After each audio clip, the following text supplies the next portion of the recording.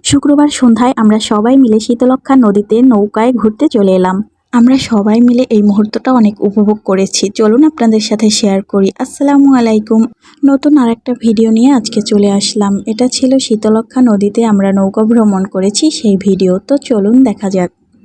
আমরা কিন্তু নারায়ণগঞ্জের ফতুল্লা থেকে সেই বিকেল 4টার দিকে বের হয়েছি এবং এখানে এসে পৌঁছাতে প্রায় সন্ধ্যা হয়ে গিয়েছিল এবং আমরা কিন্তু একটা নৌকাও ভাড়া করে নিয়েছি।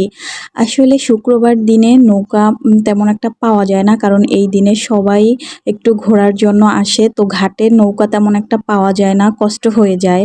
এমনি অন্য সময় আসলে ঘাটে কিন্তু প্রচুর নৌকা থাকে। তো আমাদের এখানে আসতে একটু লেট হয়ে গেছে, সেহেতু আমাদের নৌকাটা পেতে একটু লেট হচ্ছিল, কারণ ওদিন তো শুক্রবার ছিল, একটু ঘোরার জন্য আসছে সবাই, অলরেডি তাড়াতাড়ি এসেছে এবং নৌকা নিয়ে ঘুরতে বের হয়ে পড়েছে। এর জন্য ঘাটে তেমন একটা নৌকা ছিল না, তাই আমাদের সমস্যা হচ্ছিল নৌকা পেতে।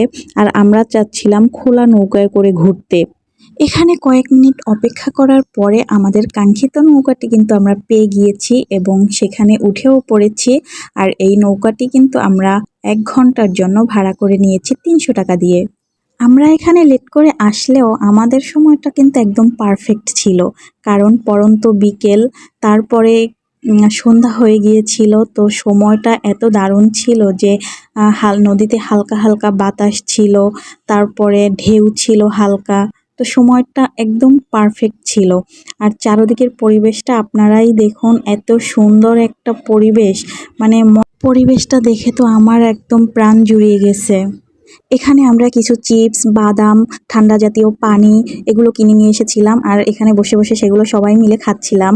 ফুফাতো ননদ ছিল, ও ছোট ছোট ভিডিও ক্লিপস নিচ্ছিল আর আমাকে বলছিল হাই দিয়ে দিতে, তো আমি সেটা করছিলাম। আর এই যে আমার খুব হাত ভেজাতে মন চাচ্ছিল নৌকায় বসে, তো আমি হাত ভেজাচ্ছিলাম আর আমার ননদ আমাকে বলতেছিল তুমি যে হাত ভেজাচ্ছ, এখন যদি তোমার হাত টেনে নিয়ে যায়। তো আমি জিজ্ঞেস করলাম এখানে কি এমন আছে যে আমার হাত টেনে নিয়ে যাবে। ও বলে তারপরেও হাত দিও না, ভয় আছে। তো আমি হাত তুলে ফেললাম।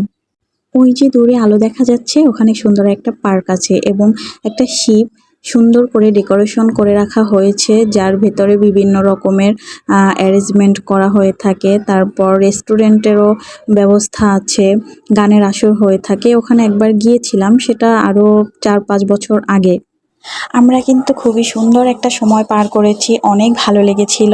তো আপনাদের কাছে ভিডিওটি কেমন লেগেছে অবশ্যই কমেন্টে জানিয়ে দিবেন। আর হ্যাঁ, আপনারা কিন্তু পরিবার নিয়ে এখানে ঘুরে আসতে পারেন, আপনাদের কাছে অনেক ভালো লাগবে।